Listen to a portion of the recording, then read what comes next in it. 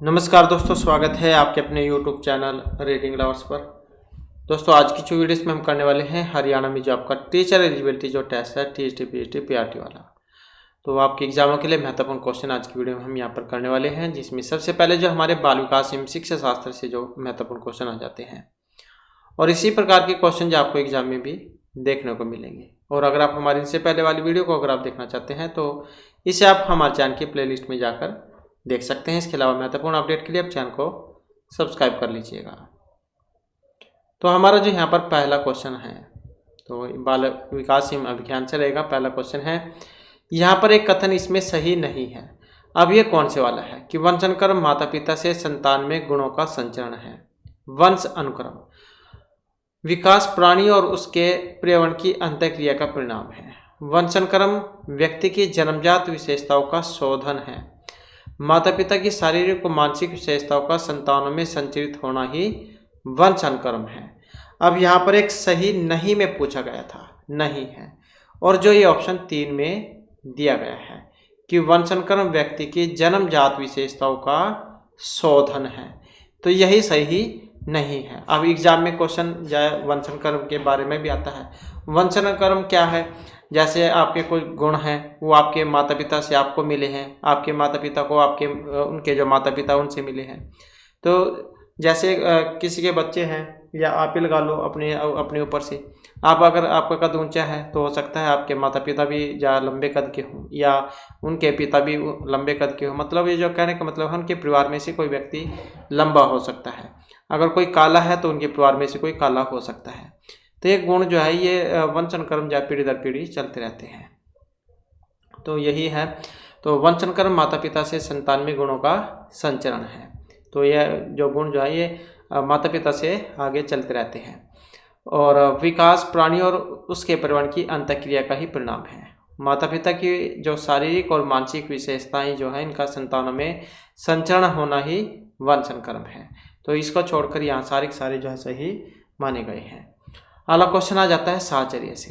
साहचर्य का नियम है। अब ये समानता का है, वैषम्य का है, समीपता का है या फिर ये सभी है।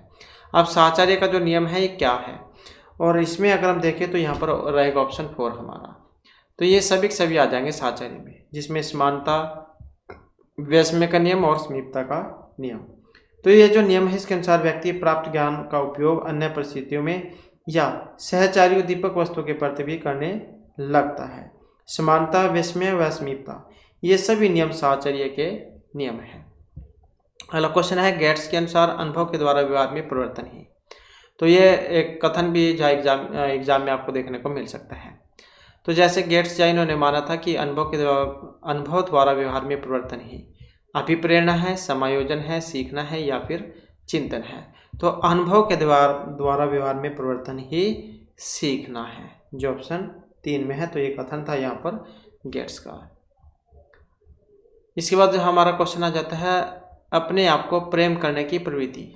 इसको आत्मकेंद्रित प्रवृत्ति, नार्सिज्म की प्रवृत्ति, अहंकारी प्रवृत्ति या हिप्नोटिज्म की प्रवृत्ति क्या कहा जाता है? अपने आप को प्रेम करने की प्रवृत्ति को। और यहाँ पर हमारा आंसर है ऑप्शन 3 वाला। तो अपने आप को प्रेम करने की जो प्रवृत्ति है इसको नार्सिज्म की संज्ञा दी गई है। तो नार्सिज्म जो है इसकी प्रवृत्ति है। इससे व्यक्ति में जो संतोषजनक संबंध है इनको बनाए रखने में समस्याएं, सहानुभूति से कठिनाई, मनोवैज्ञानिक जागरूकता की कमी की समस्याएं उत्पन्न होती है। तो अपने आप को प्रेम करने की जो प्रवृत्ति है उसको नार्सिज्म की प्रवृत्ति कहा गया है। अगला क्वेश्चन है, मनुष्य की बुद्धि आगे की पीढ़ियों में संक्रमित होती है। इसका कार्य इस जन्मजात योग्यता के विकास के लिए उपयुक्त परिस्थितियों का निर्माण करना है। क्षेत्र का, मौसम का, वातावरण का या फिर जलवायु का। तो मनुष्य की बुद्धि आगे की पीढ़ियों में संक्रमित होती है। तो इसमें से किसका कार्य इस जन्मजात योग्यता के विकास के लिए उपयुक्त परिस्थितियों का निर्माण करना है? तो यहाँ पर जो ये ऑप्शन 3 में दिए गए हैं तो ये वातावरण का है। तो ये जो मॉर्स और विंगो ये जो मनोवैज्ञानिक हैं इनका मानना था कि मानव व्यवहार की प्रत्येक विशेषता वंश अनुक्रम और वातावरण की अंतःक्रियाओं का ही फल है। जहाँ एक और वंश अनुक्रम के परिणाम स्वरूप मनुष्य की बुद्धि आगे की ओर पीढ़ियों में संक्रमित होती है, तो वहीं दूसरी ओर वातावरण का कार्य इस जन्मजात योग्यता के विकास के लिए उपयुक्त परिस्थितियों का निर्माण करना है। वातावरण से आप समझ भी सकते हैं, जैसे आप किसी माहौल में रहते हैं, वहाँ का माहौल क्या है, वातावरण कैसा है, लड़ाई झगड़े वाला है, शांति प्रिय है, परिवार के लोग कैसे हैं, उनका माहौल कैसा है, तो इन सभी का जो है एक प्रभाव जरूर पड़ता है। इसके बाद है पूरे आवृत्ति वितरण के प्रतिनिधित्व करने वाले मान को। पूरे आवृत्ति वितरण के प्रतिनिधित्व करने वाले मान को प्रमाणिक विचलन का मान, केंद्रवर्ती परिमाप का मान, सहसंबंधी प्रतिनिधि का मान या समूहज प्रतिशत प्रतिनिधि का मान क्या कहा जाएगा? पूरे आवृत्ति वितरण के प्रतिनिधित्व करने वाले मान को। और जो यहाँ पर ऑप्शन 2 में है, तो केंद्रवर्ती परिमिति का माप इसे कहा जाएगा, और जिसमें माध्य, माध्यमिका और बहुलक ये शामिल होते हैं। अगला क्वेश्चन आ जाता है, इनमें से कौन सी विशेषता आंतरिक रूप से अभिप्रेरित बच्चों के लिए सही नहीं है? तो आंतरिक रूप से जो अभिप्रेरित बच्चे हैं उनके लिए सही नहीं है कि वे चुनौतीपूर्ण कार्य पसंद करते हैं, हमेशा ही सफल होंगे, हमेशा सफल होते हैं, वे कार्य के समय आनंद अनुभव करते हैं, वे कठिन कार्यों में उस स्तर की ऊर्जा प्रदर्शित करते हैं। तो कौन सी विशेषता आंतरिक रूप से अभिप्रेरित बच्चों के लिए सही नहीं है? अब एक सही नहीं है, वो कौन से वाली है? तो यहाँ पर आप देख सकते हैं कुछ शब्द आपको ऐसे देखने को मिलेंगे जिनसे आप एकदम से अपने उत्तर पर पहुँच जाओगे। अब यहाँ पर बात आई है कि वे हमेशा ही सफल होंगे, तो ये जरूरी बात नहीं है। ये एग्ज़ाम से भी लगा लो, जो अब की बार आपने एग्ज़ाम पास कर लिया, जरूरी थोड़ी है तुम अगली बार भी उसे पास कर लोगे। तो इस प्रकार से आप इसे देख सकते हैं। इसके बाद बालक ऐसी पुस्तक है जिसका शिक्षक को अद्योपांत अध्ययन करना चाहिए। तो बालक एक ऐसी पुस्तक है जिसका शिक्षक को अद्योपांत अध्ययन करना चाहिए। उपरोक्त कथन किन के द्वारा दिया गया है? प्लेटो, अरस्तु, रूसो या फिर रोस के द्वारा, कि बालक एक ऐसी पुस्तक है जिसका शिक्षक को अद्योपांत अध्ययन करना चाहिए। और जो यहाँ पर ऑप्शन 3 में दी गई है, तो कौन है ये? रूसो जो है इनका मानना था। अगला क्वेश्चन है, बाल मनोविज्ञान के अनुसार शिक्षा के क्षेत्र में जो मुख्य स्थान है। तो बाल मनोविज्ञान के अनुसार शिक्षा के क्षेत्र में जो मुख्य स्थान है, बालक का है, अध्यापक का है, अभिभावक का है या फिर प्रशासक का है? तो बाल मनोविज्ञान के अनुसार शिक्षा के क्षेत्र में जो मुख्य स्थान है, मुख्य स्थान जो है यहाँ पर बालक का माना गया है। और यही कारण है कि आज शिक्षण प्रक्रिया के अंतर्गत बालक को ही प्रथम स्थान पर रखा गया है, और जो सारी जो शिक्षण व्यवस्था है वो बालक के चारों ओर ही घूमती है। अगला क्वेश्चन, सामान्य से विशेष की तरक्की प्रक्रिया निम्नलिखित में से कौन सी पद्धति में है? सामान्य से विशेष की आगमन, निगमन दोनों में या कोई से में भी नहीं? तो यहाँ पर सामान्य से विशेष की ओर, तो इसका जो यहाँ पर संबंध है ये निगमनात्मक जो तर्क है इससे माना गया है। ये आगमन निगमन विधियाँ हैं। निगमन विधि ये उच्च कक्षाओं के लिए होती है जिसमें सामान्य से विशेष की ओर तर्क होते हैं, और आगमन इसकी बिल्कुल उल्टी है। तो इसमें पहले उदाहरण बाद में नियम होते हैं। तो सामान्य से विशेष की ओर, तो कौन सी है यहाँ पर? ये निगमन जो है इसको माना गया है। तो नवी जो समस्या है, नवीन समस्या, इनको हल करने के लिए यह विधि जो सर्वोत्तम मानी गई है। अगला क्वेश्चन है, बाल्यावस्था की जो प्रमुख मनोवैज्ञानिक विशेषताएं क्या है? तो बाल्यावस्था की जो प्रमुख मनोवैज्ञानिक विशेषता है ये निर्भरता है, सामूहिकता की भावना को होना, धार्मिकता या फिर अनुकरणात्मक प्रवृत्ति का अभाव होना। तो बाल्यावस्था जो है 4 अवस्थाएं होती हैं, शैशव, बाल्य, किशोर और युवा। तो ये जो बाल्यावस्था है दूसरे नंबर वाली 6 से 12 वाली, तो इसकी जो मनोवैज्ञानिक विशेषता क्या है? अब मनोवैज्ञानिक विशेषता है यहाँ पर सामूहिकता की भावना, जो ऑप्शन 2 में यहाँ पर दी गई है। और इस सामूहिकता की जो भावना इस अवस्था की एक प्रमुख मनोवैज्ञानिक विशेषता है, और यही कारण है कि जो इस अवस्था में बालक में जो सामूहिक प्रवृत्ति है वो बहुत ज़्यादा प्रबल होती है, और वह अधिक से अधिक समय दूसरे बालकों के साथ व्यतीत करने का प्रयास करता है, तो खेलने में ज़्यादा होती है। नेक्स्ट आ जाता है, किशोरावस्था में संवेगों की तीव्रता किस प्रकार प्रकट होती है? संवेग 14 माने गए हैं। तो किशोरावस्था में संवेगों की तीव्रता प्रतिकूल पारिवारिक संबंध, व्यवसाय की समस्या, नए परिस्थिति के साथ समायोजन या ये सभी। तो किशोरावस्था में संवेगों की तीव्रता किस प्रकार प्रकट होती है? तो ये इन सभी के द्वारा। तो किशोर अनेक प्रकार के संवेगों से संघर्ष करता है, और उसे प्रतिकूल पारिवारिक संबंध, व्यवसाय की समस्या, नई परिस्थितियों के साथ समायोजन करने में समस्या आती है। जिसका मूल कारण उसके संवेगों का तीव्र गति से प्रकट होना है। इसके बाद है 140 से अधिक जो बुद्धि लब्धांक है, बुद्धि लब्धि वाले बच्चों के जो कौन सी श्रेणी में रखेंगे, जिनका IQ जो 140 से ज़्यादा है। तो मूर्ख में आएंगे, सामान्य में आएंगे, मध्य बुद्धि में आएंगे, प्रतिभाशाली में आएंगे। 140 है या 140 प्लस है तो उनको जो हम प्रतिभाशाली बालक मानते हैं, तो जो ऑप्शन सी में है यहाँ पर सृजनात्मक बुद्धि लब्धि वाले होते हैं। और सामान्य वाले जो है 90 से जो 110 है इसके बीच में आ जाते हैं, 90-100 वाले। इसके बाद जो हमारा नेक्स्ट आ जाता है यहाँ पर,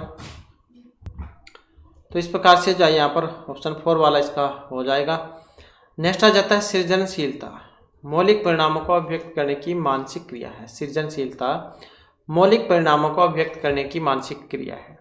तो ये जो कथन है यहाँ पर किन के द्वारा दिया गया है, क्रोएमक्रो, रोस, जेम्स ट्रेवर या फिर जो स्किनर है। अब इनमें अगर हम देखें तो यहाँ पर जो हमारा ऑप्शन 4 है, तो जो स्किनर है इनका कथन है। नेक्स्ट आ जाता है सॉरी ये जो हाँ यहाँ पर जो ऑप्शन 1 है, क्योंकि स्किनर का ये जो है यहाँ पर क्रोएमक्रो, तो इनका कहना था कि सृजनशीलता मौलिक परिणामों को अभिव्यक्त करने की मानसिक क्रिया है। अगला क्वेश्चन है प्रयासम फूल का, वेरी वेरी इंपॉर्टेंट भी है यहाँ पर।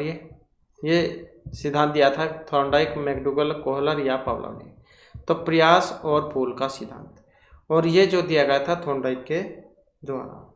तो ये जो सिद्धांत है इसके अनुसार जब हम किसी काम को करते हैं तो उसमें त्रुटियां, ये जो भूल है उनकी संख्या ज़्यादा होती है। मतलब जैसे आप कोई नया नया काम शुरू करते हैं शुरू में, तो उसमें गलतियां बहुत ज़्यादा होंगी, लेकिन जैसे जैसे आप उस काम को करना शुरू करते हैं तो फिर गलतियां जो है वो भी होनी बंद हो जाती हैं।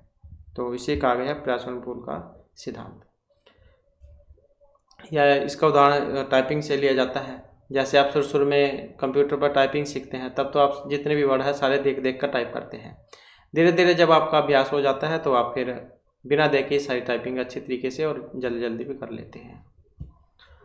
अगला क्वेश्चन आ जाता है सीखने के पठार के निराकरण के लिए क्या नहीं करना चाहिए।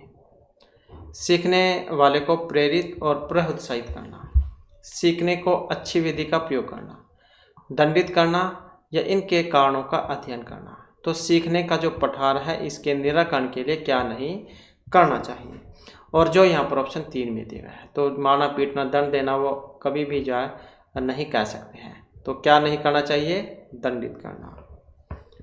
नेक्स्ट आ जाता है जिस वक्र रेखा में प्रारंभ में जो सीखने की गति तीव्र होगी और बाद में जो मंद हो जाएगी, तो उसे कहा जाएगा उन्नत उदर वक्र, नत उदर, मिश्रित या वक्र रेखा नहीं होती है। तो ग्राफ जो है यहाँ पर ये 3 प्रकार का होता है। एक तो होता है उन्नत उदर वक्र, जैसे सीखने की जो गति है शुरू में क्या है, जैसे कुछ एक तो बनता है कुछ इस प्रकार का, और एक जो है यहाँ पर बनता है इस प्रकार का, मतलब सीखने की जो गति है इस प्रकार का, और एक वो होता है जो सीधी होती है। तो इस कुछ इस प्रकार के जो यहाँ पर वक्र जब बनते हैं, तो जिसमें प्रारंभ में सीखने की गति तीव्र होगी, तो कौन से वाला बनेगा, तो ये बनेगा उन्नत उदर वक्र। सीखने की गति जाए प्रारंभ में तो सीखने की गति तेज होगी, लेकिन बाद में क्या है वो धीरे हो जाएगी। तो इस प्रकार के यहाँ पर जो वक्र जो है बनते हैं। इसके बाद आ जाता है अगला क्वेश्चन यहाँ पर व्यक्तिक भिन्नता से क्या मतलब है।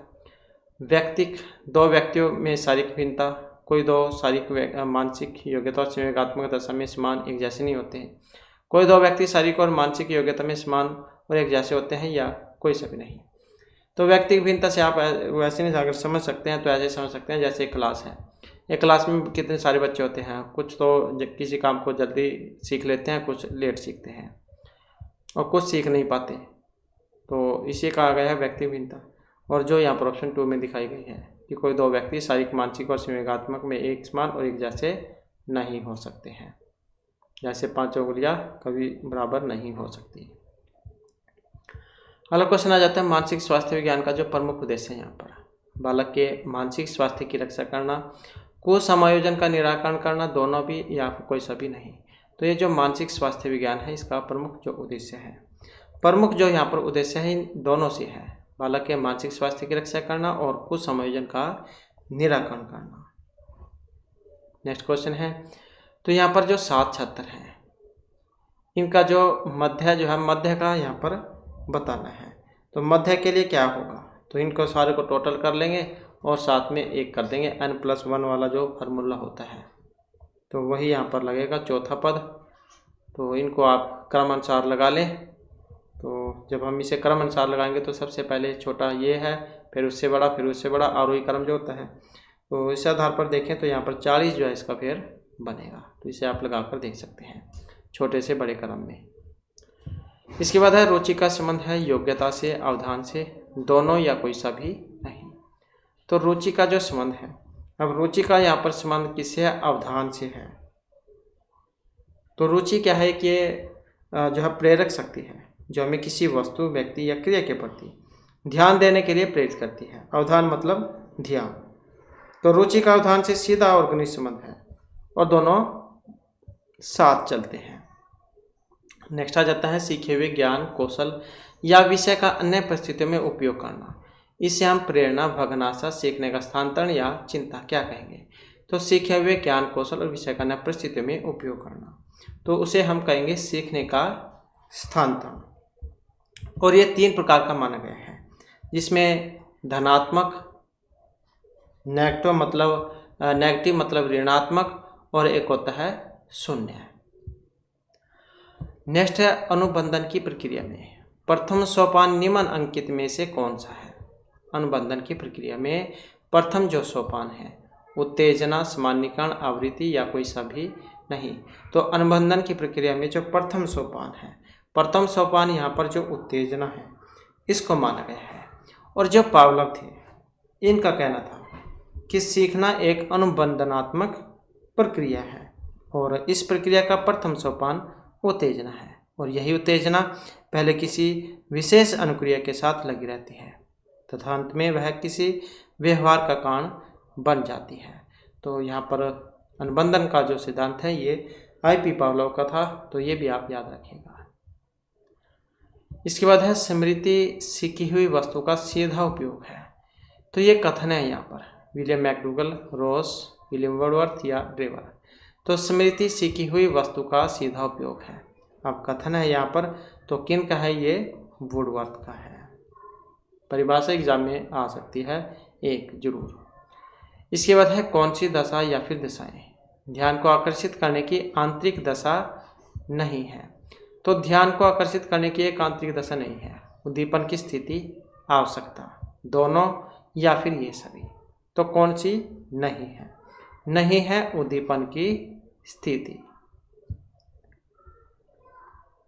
नेक्स्ट आ जाता है संवेग की उत्पत्ति होती है आदतों से, मूल प्रवृत्तियों से, शारीरिक विकास से या फिर संप्रत्तियों के निर्माण से। अब ये जो संवेग है, भूख, प्यास, नींद जो होती है ये, तो संवेग की उत्पत्ति किससे होगी, तो इसकी जो उत्पत्ति है ये जो मूल प्रवृत्तियाँ हैं इनसे होगी, जिसमें शारीरिक परिवर्तन जो है ये प्रबल भावना के कारण उत्तेजित दशा और एक निश्चित प्रकार का व्यवहार करने की प्रवृत्ति रहती है और इनकी जो उत्पत्ति है ये मूल प्रवृत्तियों के कारण होगी। और अभी तक जो 14 मूल प्रवृत्तियां जो है इनको पहचाना गया है। अगला क्वेश्चन है अभिप्रेरणा के लिए अक्सर किस शब्द का प्रयोग किया जाएगा। संवेग, भावना, आवश्यकता या प्रत्यक्षीकरण का। किसके लिए, अभिप्रेरणा के लिए। तो अभिप्रेरणा के लिए जो हम प्रयोग में करेंगे तो ये आवश्यकता है। तो ये जो लावेल है मनोवैज्ञानिक, इनका कहना था कि अभिप्रेरणा किसी आवश्यकता की उत्पत्ति में उत्पन्न होती है और यह एक ऐसी क्रिया की ओर गतिशील होती है जो किसी आवश्यकता को संतुष्ट करेगी। और ये कारण है कि अक्सर अभिप्रेरणा को आवश्यकता भी कहा जाता है। इसके बाद है विद्यार्थियों में प्रत्यय विकास या निर्माण के लिए शिक्षक की शिक्षण विधि सरल से जटिल की ओर होनी चाहिए। कोई विद्यार्थियों को व्यापक अनुभव का अवसर प्रदान करना चाहिए। कोई विद्यार्थियों को निर्मित प्रत्ययों के अंतरण का अवसर देना चाहिए। को उपरोक्त सभी क्रियाएं करनी चाहिए। तो विद्यार्थी में प्रत्यय विकास या निर्माण के लिए शिक्षक को क्या करना चाहिए, तो इसके लिए जो ऑप्शन आएगा 4 वाला, उपरोक्त सभी जो क्रियाएं हैं ये करनी चाहिए। इसके बाद है चिंतन जो है ये मानसिक क्रिया का ज्ञानात्मक पहलू है। तो चिंतन की जो परिभाषा यहाँ पर दी गई थी, चिंतन क्या है? मानसिक क्रिया का ज्ञानात्मक पहलू है। और परिभाषा दी थी यहाँ पर ये वॉरेन रॉस वैलेंटाइन या फिर स्किनर ने। तो इसमें अगर हम यहाँ पर देखें तो जो हमारा सी आंसर जो है ऑप्शन रहेगा 2 वाला। तो कौन थे यहाँ पर? ये रॉस। नेक्स्ट है कल्पना के विकास के लिए ज्ञानेंद्रिय को प्रशिक्षित करना चाहिए, कहानी सुनाना चाहिए, रचनात्मक प्रवृत्ति के विकास पर ध्यान देना चाहिए, उपरोक्त सभी क्रियाएं करनी चाहिए। तो कल्पना के विकास के लिए जो यहाँ पर ऑप्शन 4 में है। तो कल्पना के विकास हेतु तो ज्ञानेंद्रियों का प्रशिक्षण, रचनात्मक प्रवृत्ति के विकास पर ध्यान देना चाहिए और साथ ही कहानी सुनाना एक बेहतर माध्यम है। तो ये तो हमारे यहाँ पर जो बाल विकास जो है इससे महत्वपूर्ण यहाँ पर क्वेश्चन है। और इसके बाद फिर हमारे जो यहाँ पर हिंदी ग्रामर या इसके महत्वपूर्ण क्वेश्चन आ जाते हैं, जिसमें हमने यहाँ पर जो ये पर्यायवाची जो है इनको आज की वीडियो में लिया है, क्योंकि पर्यायवाची भी जो आपको एग्जाम में देखने को जरूर मिलेंगे। तो हमारा जो यहाँ पर पहला क्वेश्चन है कि इनमें से नदी जो है इसका पर्यायवाची नहीं है। सरिता, निनगा, आपदा या आपगा कौन सा है नदी का पर्यायवाची? अब नहीं है कौन सा? आपदा, क्योंकि सरिता, निनगा, आपगा, तटीनी, तरंगिनी, शैलजा, निर्झरणी, जलमाला, शैवालिनी, प्रवाहिनी, ये सारी क्या है नदी के पर्यायवाची शब्द हैं। जबकि आपदा जो है वो आफत उसको कह देते हैं, त्रिपद आपदा रही होगी इस प्रकार से कह देते हैं जो, तो ये आफत कह देते हैं, आफत, आपदा, विपत्ति, मुसीबत, तो ये सारे इसके हैं। नेक्स्ट आ जाता है चंदन। अब जो यहाँ पर चंदन जो है इसका पर्यायवाची शब्द इनमें से कौन सा है? मलेज है, मंडन है, मरीचि या फिर सोम? चंदन का पर्यायवाची शब्द। अब यहाँ पर जो इसमें लिया गया है ऑप्शन ए को, तो मलियज, जबकि ये गंधराज, गंधसार भी हैं इसी के ही पर्यायवाची। नेक्स्ट आ जाता है आलोचना। इसका पर्यायवाची नहीं है। समीक्षा, टिप्पणी, सोचना या नुक्ताचीनी करना। आलोचना का, आलोचना का नहीं है कौन सा? सोचना। तो समीक्षा, टिप्पणी, नुक्ताचीनी करना, ये 10 भाषा में कह देता है तो नुक्ताचीनी कर रहा है काम में। नुक्ताचीनी करना, गुण दोष निरूपण, छिद्र अन्वेषण, तो ये सारे हैं, बस इसको छोड़कर। अगला क्वेश्चन आ जाता है चींटी का पर्यायवाची शब्द नहीं है। सीमिका, चूंटी, चित्ती या संदेशिका, तो एक नहीं है, वो कौन से वाला है? जो यहाँ पर ऑप्शन ए में आया है, कौन सा? सीमिका, क्योंकि चित्ती, चोटी, संदेशिका, पिपलिका, चोटी, ये सारे इसके ही पर्यायवाची हैं, तो इसको छोड़कर। नेक्स्ट आ जाता है यहाँ पर खल का पर्यायवाची है नहीं है। कुटिल, धूर्त, पुर्जा या अधम, खल का। अब जो यहाँ पर ऑप्शन बी में आए हैं, तो इसके अलावा ये कुटिल, धूर्त, असम, ये सब जो है यहाँ पर खल के पर्यायवाची हैं, तो इसको छोड़कर। इसके बाद आ जाता है कौशल। इसका जो यहाँ पर पर्यायवाची नहीं है। योग्यता, हुनर, कला या फिर कपाल, कौशल का पर्यायवाची नहीं है। अब नहीं है कौन सा? जो ऑप्शन डी में है, कपाल। कपाल, खोपड़ी जो उनको कह देते हैं, तो ये कौशल नहीं है। इसके बाद है भाल। इसका भी यहाँ पर जो पर्यायवाची नहीं है। ललाट, गेंद, मस्तक या फिर कपाल, तो भाल का पर्यायवाची नहीं है कौन सा? गेंद। तो भाल के अन्य पर्यायवाची जो यहाँ पर दिए गए हैं, पेशाचनी, माथा।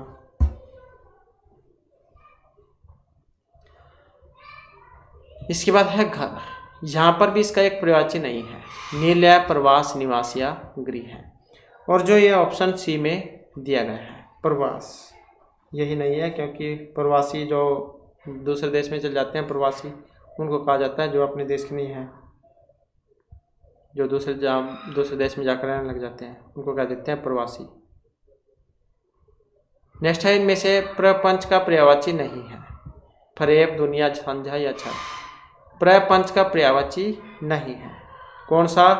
तो ये जो ऑप्शन सी में है, अर्थात जो यहाँ पर दुनिया शब्द है, तो यही नहीं है। जबकि स्वांग, ढोंग, आडंबर, दिखावा, ये सारे के सारे हैं। इसके बाद है कौमुदी का जो समानार्थक शब्द है यहाँ पर कौन सा है? कौमुदी का समानार्थी शब्द टीका, दिवाली, व्याख्या या ये सभी। तो कौमुदी का समानार्थी शब्द और जो यहाँ पर ऑप्शन डी में है, तो ये सारे के सारे इसमें आ जाएंगे, टीका, दिवाली, व्याख्या। नेक्स्ट आ जाता है यहाँ पर चैतर, ये दशमी ना जो उसको भी कह देते हैं। अब इसका समानार्थी नहीं है। युद्धभूमि, यशभूमि, बौद्ध भिक्षु या संवत का प्रथम मास। तो चैतर का समानार्थी नहीं है। कौन सा? जो ऑप्शन ए में है, युद्ध भूमि। तो चैत्र या दिवालिया मंदिर या जो 7 वर्ष पर्वतों में से एक है या संवत है, उसको भी कह देते हैं। इसके बाद है यहाँ पर स्नेह, इसका एक समानार्थी शब्द नहीं है। तेल, गोद, चिकनाहट या प्रेम, स्नेह। अब यहाँ पर देखें तो जो ऑप्शन सी में आया है, कौन सा? ये जो गोद है, तो यही नहीं है, क्योंकि अंक, करोड़, गोदी, ये कहा जाता है इसको। नेक्स्ट आ जाता है कौन सा शब्द कसक का पर्यायवाची शब्द नहीं है? कसक का पीड़ा, दुख, दर्द या विवाद, कसक का। और जो ये ऑप्शन डी में है, मतलब विवाद। तो कसक के कौन कौन से हैं? वेदना कह देते हैं, टीस कह देते हैं, इंटन कह देते हैं, चुभन कह देते हैं। इसके बाद है हनुमान का पर्यायवाची नहीं है। महावीर, हरीश, आग्नेय या मारुति। कौन सा नहीं है? तो ऑप्शन बी वाला, आग्नेय है, क्योंकि अंजनी सुत भी कह देते हैं, वायुपुत्र भी कह देते हैं। इसके बाद है कादम्बरी, इसका समानार्थी नहीं है। मैना, सरस्वती, लक्ष्मी या मदिरा, कादम्बरी का। अब नहीं है तो जो ऑप्शन बी में है, अर्थात लक्ष्मी। तो इसके अलावा कमला भी है, पद्मा भी है, और रमा, श्री, हरिप्रिया, ये सारे के सारे यहाँ पर लक्ष्मी के हैं। इसको तो कादम्बरी का समानार्थी ये नहीं है। नेक्स्ट आ जाता है अनूढ़ा शब्द का पर्यायवाची शब्द क्या है? बालिका, प्रौढ़ा, युवती या फिर कुमारी। तो अनूढ़ा शब्द का पर्यायवाची शब्द, और जो यहाँ पर ऑप्शन डी में है, तो कौन सा है यहाँ पर? कुमारी है। तो अनूढ़ा का कौन सा है? तो अविवाहिता भी कह देते हैं इसको, बिन ब्याही भी कह देते हैं, अपरिणीता भी कहा जाता है। तो अनूढ़ा शब्द का पर्यायवाची क्या है? कुमारी। इसके बाद है गंगा का पर्यायवाची कौन सा होगा? नयन नीर, नयन जल, त्रिपथगा या उड़गन। गंगा का पर्यायवाची कौन सा बनेगा? तो इसका जो पर्यायवाची है ये त्रिपथगा जो यहाँ पर दिए गए हैं। इसके अलावा जो है भगीरथी भी कह देते हैं, अलकनंदा, देव नदी, सुरसरी, नदीश्वरी, तो ये भी सभी इसी के ही नाम हैं। नेक्स्ट आ जाता है क्वेश्चन हमारा कोदंड, इसका पर्यायवाची कौन सा है? भाला, फावड़ा, तलवार या धनुष। कोदंड का तो यहाँ पर जो इसमें लिया गया है धनुष को, तो कोदंड का मतलब धनुष से है। इसके अलावा चाप भी कह देते हैं, सरासन भी कह देते हैं, पिनाक, सारंग, धनु, तो ये भी कह देते हैं। और जो भाला है, भाले को क्या कह देते हैं? बर्छा कह देते हैं, कुंत कह देते हैं, सलाका भी कह देते हैं भाले को। और जो तलवार है, तलवार को असी, कृपाण, खड़ग, तो ये कहा जाता है। इसके बाद आ जाता है हमारा दर्प, इसका पर्यायवाची है स्वाभिमान, अहंकार, व्यथा या फिर तिरस्कार। तो दर्प जो है इसका पर्यायवाची है। अब कौन सा है? तो ये जो ऑप्शन बी में है। तो दर्प का मतलब घमंड, अहंकार, गर्व, अभिमान, उदंडता, दबदबा, इनसे है। तो दर्प का पर्यायवाची यहाँ पर ये नहीं है, नहीं। इसके बाद फिर नेक्स्ट आ जाता है यहाँ पर गजवदन, इसका यहाँ पर पर्यायवाची है विष्णु है, गणपति, गर्जन या मेघनाथ। तो ये जो गजवदन जो है इनका पर्यायवाची है। अब इसका जो यहाँ पर पर्यायवाची देखें तो जो ऑप्शन जो है बी में यहाँ पर दिया गया है। गजवदन मतलब जो गणपति जो है इनको कहा गया है। गणेश, गजानन, गौरीनंदन, गणपति, गणनायक, विनायक, और ये मोदक प्रिय, गजवदन। तो ये सारे के सारे जो गणेश जो है इनके पर्याय रहेंगे। अगला क्वेश्चन आ जाता है, कौन सा शब्द डर का पर्यायवाची नहीं है? शीति, भय, भीति या त्रास। नहीं है कौन सा? जो ऑप्शन ए में आया है शीति ही, तो ये नहीं है। अगला क्वेश्चन है, कुशल शब्द का एक पर्यायवाची नहीं है? दक्ष, निपुण, अक्ष या प्रवीण। तो कुशल का पर्यायवाची नहीं है। अब जो ऑप्शन बी में आया है तो कौन सा? अक्ष। दक्ष है, निपुण है, प्रवीण है, तो ये सारे के सारे हैं। और अक्ष ये किसको कह देते हैं? जो धुरी जो होती है, जैसे साइकिल का पहिया है, ये साइकिल का पहिया है, इसमें बीच में जो जिससे रुका हुआ होता है उसको कहा जाता है धुरी, केंद्र बिंदु वाला। इसके बाद आ जाता है यहाँ पर, पक्षी का एक पर्यायवाची नहीं है? द्विज, पंथी, खग या विहग। अब पक्षी का नहीं है कौन सा? जो ऑप्शन सी में दिया गया है पंथी, तो ये नहीं है। तो इसके अलावा इनको द्विज, खग, विहग ये कह देते हैं, तो ये नहीं है, क्योंकि ये पंथी जो है उसको कह देते हैं राहगीर को, रास्ता चलने वाले को राहगीर। इसके बाद आ जाता है यहाँ पर पुत्री। इनका पर्यायवाची नहीं है? दुहिता, दोहितर, सुता या तन्या। अब पुत्री का एक पर्यायवाची नहीं है, वो कौन से वाला है? अब जो यहाँ पर ऑप्शन जो बी है इसमें दिया गया है दोहितर, तो यही नहीं है, क्योंकि ये दोहित्री मतलब दोता कह देते हैं देसी भाषा में, दोता। जो पुत्री जो होती है, जैसे पुत्री का लड़का दोता, तो ये वो वाला है। इसके बाद आ जाता है यहाँ पर निंदा।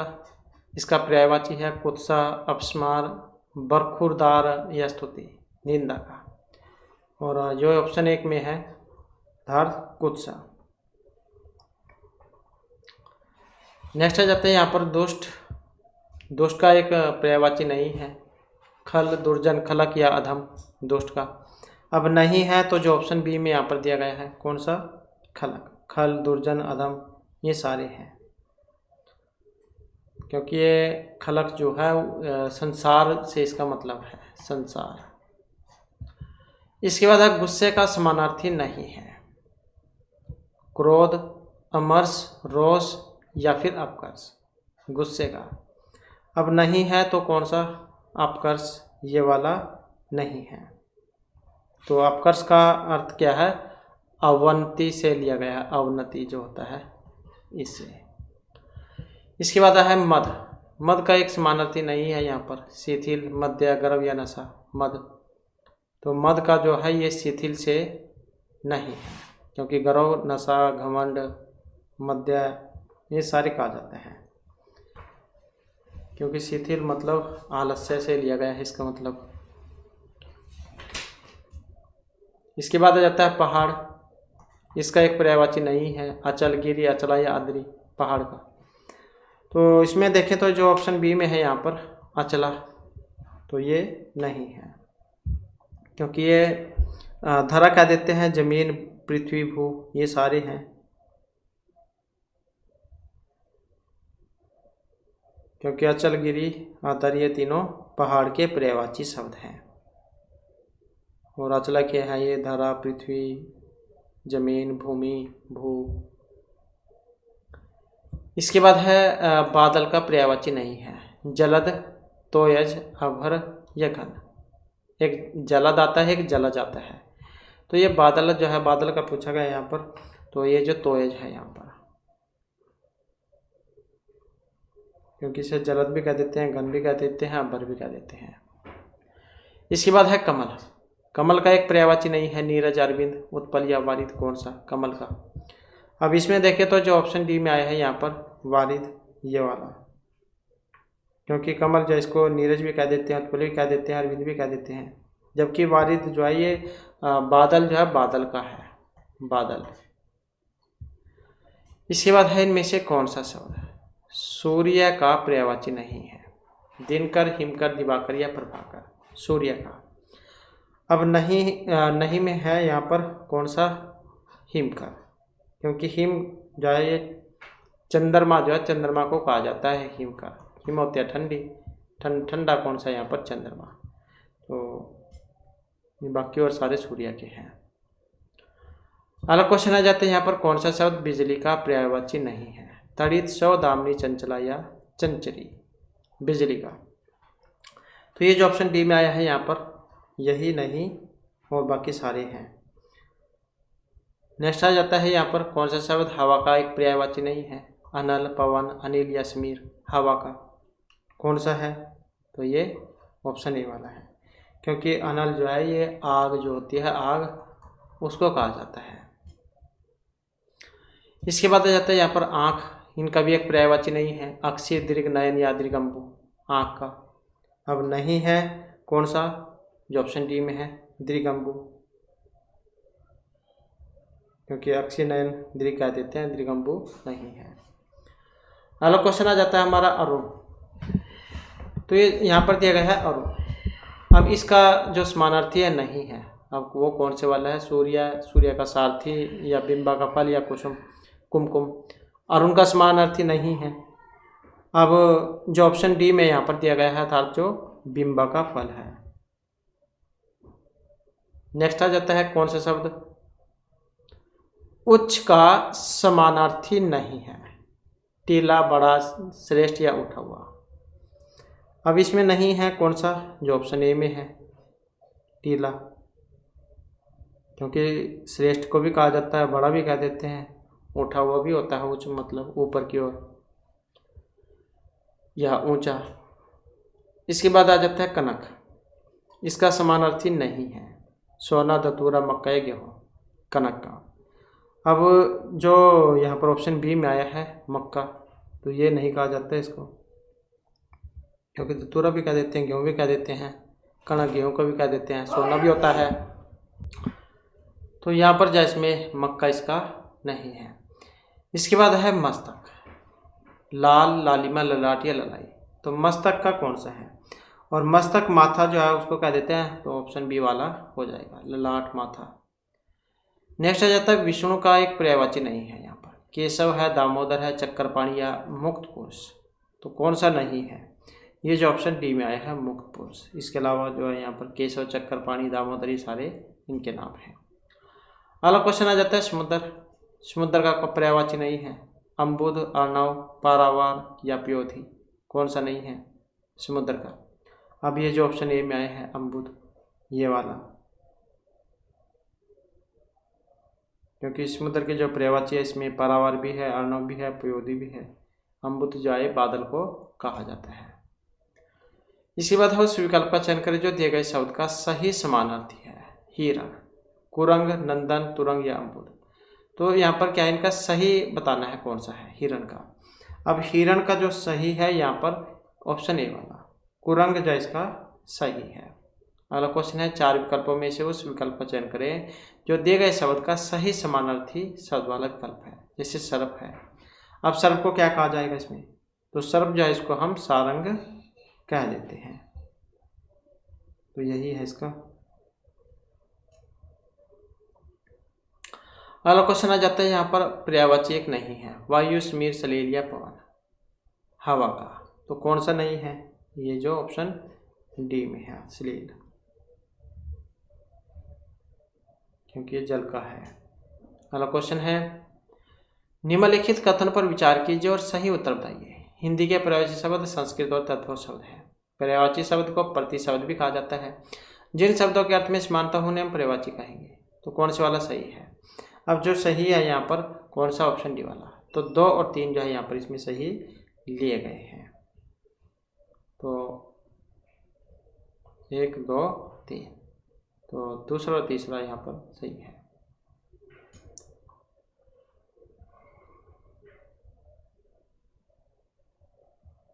तो यहाँ पर जो हिंदी के पर्यायवाची शब्द संस्कृत के तद्भव शब्द है। तो संस्कृत के जो उन्हें हम तत्सम कहेंगे और इनका प्रवृत्ति रूप तद्भव होता है। अगला क्वेश्चन है, अनाज। अनाज का पर्यायवाची है चाह, सलील, सस्य या रूपा? अब जो यहाँ पर ऑप्शन बी में आया है कौन सा? सस्य, क्योंकि अनाज जो इसको अन्न, धान्य, गल्ला कह देते हैं। सस्य फसल है, तो ये नहीं है इसका।